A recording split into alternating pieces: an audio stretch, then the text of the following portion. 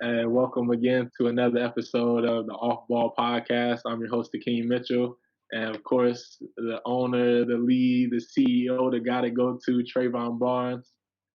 Today we got a very special guest, professional for his whole life. Like, you can't tell him anything. This is Brian Man, Cobi. He went to UVA around the same time my brother Kill Mitchell went there, and they're great friends still to this day.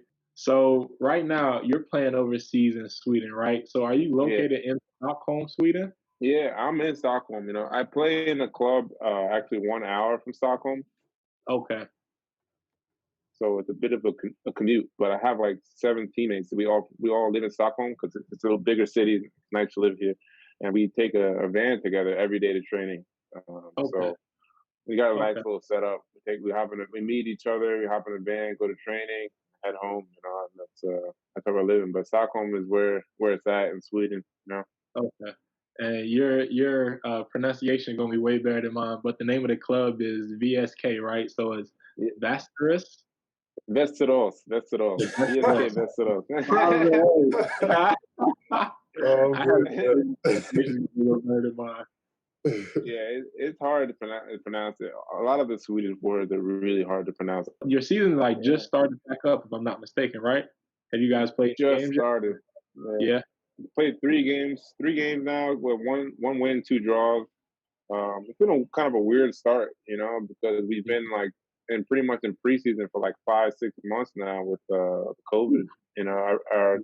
Our season kept getting pushed back, so we didn't know when we would start. We had like 2-3 weeks off. We came back to training, and they pushed the season back again. So we just kept training and training and training. And now these are like our first games in, I don't know, months. So everyone was a little rusty. Every game, it's just you can hear the mic drop in the stadium, and it's just like super quiet. So I don't know. I'm just getting used to it. I was soccer. You have 20, 30,000 fans in some games, so. Yeah, Reward for that, if you ever hear a pin drop, that's got to be different. I mean, we usually don't get that many here in Sweden. The league's a little smaller than it's Italy, Spain, France, and then, but still, even having 5,000-6,000 people at a stadium, here you hear it usually because everyone is into the game. People singing, people chanting, so it's usually always exciting to be playing a home game. So now we don't have that. It's almost like you lose the motivation a little bit, and during the game. So how long have you been playing soccer? We know that at the age of 12, I believe you went and played for FC Westchester. Yeah, that's my first real local club. But before that, I was 7, 8. I played in more of a really youth setup. Was more but when I turned 12, I'm a little bit more serious, But I started playing around 6, 7. My brother played. Now he plays tennis, but he's a tennis coach. But when we were that young, he was playing soccer, and I used to watch him. I was like, that's all I want to do. I want to play soccer, And then I used to play with him, and I actually started pretty early. I started playing with the older kids, so I was playing in his group when I was 2, 3 years younger. So I feel like that's what helped me really develop pretty quickly because I had the big guys. They were double my size, and I was trying to hang in there. And eventually, I kind of got better pretty quickly, and moved on to FC Westchester. I was there most of my youth career until I got called to the national team when I was 16. And then I was playing with. I have a residency program in Florida. I don't know if you heard IMG Academy. Have you heard of that? Yeah. They had the U17 national team down there for soccer. They used to have 50 kids down there, and they would have school. They would have a whole setup for them, living conditions, and it would prepare them for the U17 World Cup. How was that as a child? Basically, you knew from the jump, yeah, this is what I want to do. So do you think it took away from your childhood, or do you think you wish you hung out with some friends more, or you don't think you would be where you're at today if you didn't get to, go to the proms and parties and all that stuff? Yeah, I definitely missed my fair share of parties, prom, all that. I didn't go, man. I just didn't, really. I wasn't even interested that much in prom and the parties. I've been to a few here and there when I was in high school, but I just wanted the ball, man. That's what really kind of made me happy, playing ball and enjoying it with my friends as well. When I got older and then left UVA, then I felt like I missed some college years, because I left UVA after my second year, and when I left UVA, I went straight into a pro environment, and that was a big change for me. Like when I left UVA, I felt like I was in a really good place. UVA, I loved it there. I had all my close friends there. We were, balling on the field and, enjoying life off the pitch as well, doing good in school. And then when I got recruited to go to Sweden, that was kind of my dream. I went that route, and my first year there it was tough, man. I got put into like a small apartment here in Stockholm, middle of winter. I didn't know anyone, and in the locker room, it's pretty much like it's different than UVA than college ball. Because college ball, the people in the locker room, they're like your boys. You go to school with them. Like you live with them. Once you go pro, it's like you're dealing with men and like people who have families. They go to work and they go home. That's what it is. That's what it's about. At the end of the day, you compete against your teammates every day, and then you compete on the field, and it's cutthroat. People do whatever it takes to get on that pitch when it comes to game day. So I had to learn a lot my first year, and I kind of built off that, and I definitely got stronger and stronger each year that I've been a professional. What would you say was one of your best memories at UVA? My best memory at UVA, unfortunately, we lost in the NCAA when I was there, and UVA soccer is known for winning. So that's kind of like, that was a bummer, and the second year after I left, they won it. They won the championship. I was so disappointed, man. But I mean, that's like a regret I have. But when it comes back to like my favorite moment is scoring my first goal. I scored in my second game at home against St. John's, like a left-footed, this rocket, like screamer, And I still have like pictures and videos from it. Like I was just running across the field. I was like blackout, I was so happy, But, it's just like just an amazing feeling, scoring my first goal for UVA, and I think that's my best memory. It's not very often you hear about people really deciding to leave school early. So, like, what was one of like your main motivating factors? It's something I've been preparing for. It wasn't an easy decision. I even talked with my coaches about it for a long time, and my head coach, he was a professional, and he told me straight up, he was like, if I had the call that you got right now, I would probably make the same decision. He told me that straight up, and I had to think about it for a long time with the family. And it was an offer I couldn't really say no to, because it's something I've always wanted to do and pursue. When I did leave, it hurt, man, because I just felt like I was gonna miss everything that I was leaving. And eventually, I know I made the right choice, because I built a good life for myself, and I made so many new experiences that I can tell my kid about, whatever. But it was not an easy decision, but I still feel like I made the right choice, and I just still want to go back and UVA and finish my degree at some point. I want to do that. My mom wanted me to stay in school. My dad was like, he knew that I wanted to make the professional route, so he kind of just supported me in that way. My mom was like, as long as you finish school, then you can do it. So I have to finish school. So for me, for my son, it's going to be totally up to him, where he's at in his life. And I'm going to give him my advice, because for me, I'm like first generation for being a professional soccer player or professional athlete in my family. So I'm going to give him all the advice that I have now to let him know what it's like, and prepare him for whether it's going to be staying in university, or if he gets the interest to move on to something bigger. It's going to ultimately be up to him, but I'm gonna try and guide him in the direction that he wants to go in. When did you is your fiance, correct? You guys aren't married just yet, are you? Yeah, we're married now. I don't even know if I told Akil that, but we're married now. We went to the courthouse and got married, because and we've been wanting to just do it, get it, really go for it. And but we do want to have like a wedding party, like an actual wedding.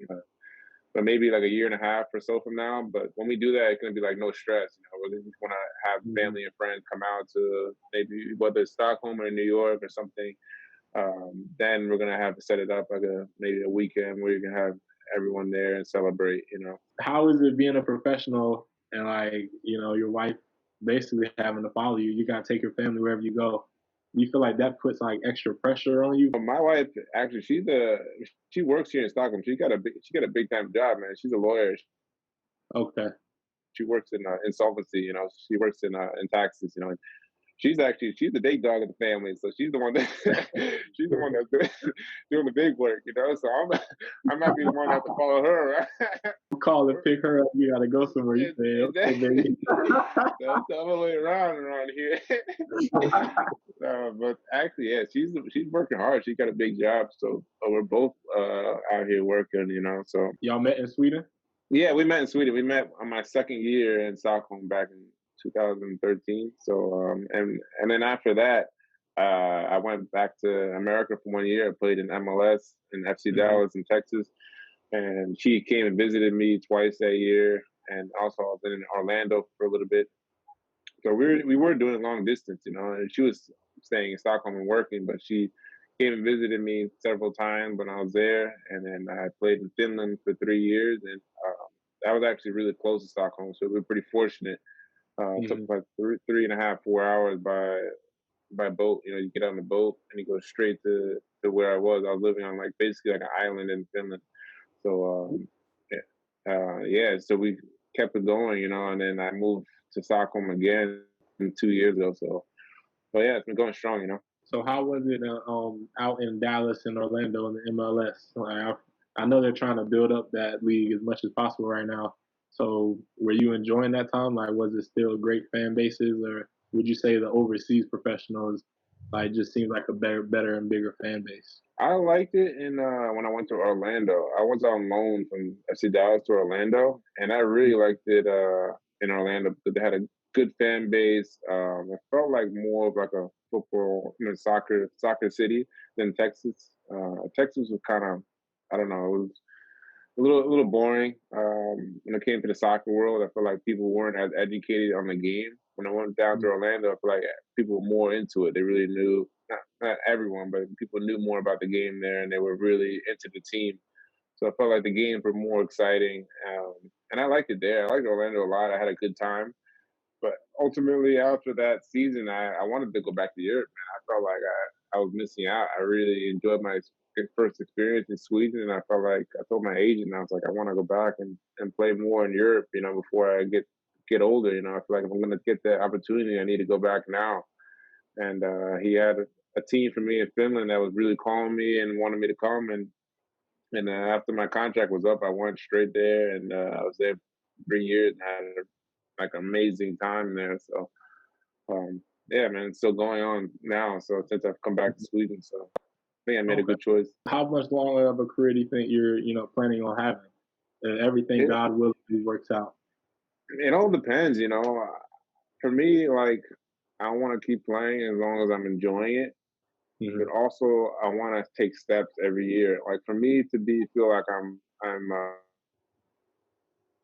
getting better and also taking steps in my career every year, then I feel like I'm motivated, But if I feel like when I'm 31, 32, I'm not at the level that I feel like I should be at, or I'm unhappy, then I feel like it's not going to be really something for me where I'm going to be like, I'll play 1 or 2 more years. But it depends. If I get into a good situation and MLS and I'm 30, 31, and I want to keep going, then I'm going to keep going until I'm maybe 34, 35. If my body's feeling good, and I feel like I can give more to the game, then of course, Here in OffBall Podcast, more to the game, we really like to discuss people and their extra situations after they stop getting paid from sports, or whenever the ball stops bouncing for them. So setting things up. I don't want to get too much into your finances, of course, but if you're setting things up properly for like when you're retired, your wife can still rely on some sort of check from you, or she's just gonna be carrying all the weight. She's gonna make me get a job before that. I actually back home when I was working and not working, but playing in America. One of my close friends is a financial advisor, so he helped me open up an account with him and I slowly started putting a little bit more and more money in, and he's been putting it in the fund for me. So just uh, building over time, that's just one route where I decided to put a little bit of money away and kind of just have it build over time. But also here in Sweden, like in Sweden, you usually don't like the taxes are high, so it's hard to really like cash out here. It's very hard because here they have free healthcare, free school, um, so that comes out of your taxes pretty much. So fortunately for me, like when it comes to my son, like if he wants to live here and stuff like that, he can go straight up to university for free. Healthcare is free, and so it's really easy, as long as we're here. And especially now, I have my permanent residency here. I literally just got this here. I can use all of the benefits of being in Sweden. Like I applied for some online classes now to take in the fall, and I don't have to pay a dime, which is really nice. So I'm actually gonna start taking more classes while I'm here and building on my credits from UVA, and to eventually, have my degree or certificate in a certain specialty. So I'm hoping, by the end of my career, like I can basically start working if I wanted to. With money, also here, when you're working, they have like wherever you work, your company, when you get paid, they have to put a certain amount of money into a retirement fund for you. So Okay. that also builds while you're working here, living here as well. So it's a lot of benefits in being in Scandinavia. I haven't gone and done any crazy like investments yet, but yeah, man, that's what I'm doing right now. Having your son, would you would it be up to him on whether he would want to go back to Sweden, go to school, play, or would you consider coming back to America, or is it like you said, it would just depend on how your career is going, where you end up, ending your career at? For me, like my wife, she wants to try something new, maybe in a couple of years as well. Like she said, if an opportunity comes up for me, and we can, whether it's in America or it's another country, and we can want to try it out for a couple of years, I think we can do that, because especially in the age he's at now, he doesn't go into regular school until he's like, I don't know, 5, 6 maybe, and he's only a year and a half. So so basically, we can kind of move anywhere, and he can just kind of be chilling with us. So we'll have to see. Say if I do a couple years in America, and then maybe my career is ending at that point, we will have both options. Like whether it's America or Sweden, because my son has dual citizenship. Me and my wife are married now. I have permanent residency here, so pretty much it's going to be up to us whether we want him to come back to Sweden and do school here, or America. I mean, it's hard to say right now, but it's good to have. We'll have both options. Reading up, it's an article in the USA Today, and they were speaking about, it's called a Blaxit. It's African Americans, Black people that still live in America, basically exiting and moving to different countries overseas. Oh shit! It's like a really big thing right now because of turmoil and things like that going on. So it's just interesting to see you. You have a job, of course, and professional, living your dream out in Sweden, family and everything. But it's interesting because a lot of people are just picking up and uprooting their families here, and they might move to the Caribbean, they might move to Africa, but there are a lot of different countries overseas that they're moving to as well, such as Germany, such as Sweden. It's kind of funny you say that. I mean, I could see that, the way things are going on right now in the country, and people want to get out, at least for the time being, just to, experience something new because of all the, hate and like, turmoil that's going on in the country right now. I feel like it's a lot to handle. So I don't blame you guys if you want to come out. You want to come out to Sweden, let me know. All right, everybody. Make sure y'all like, follow, subscribe. More to the game. OffBall Podcast is going to be on all the different places you catch your podcast at. So thank you, and we'll see y'all next time.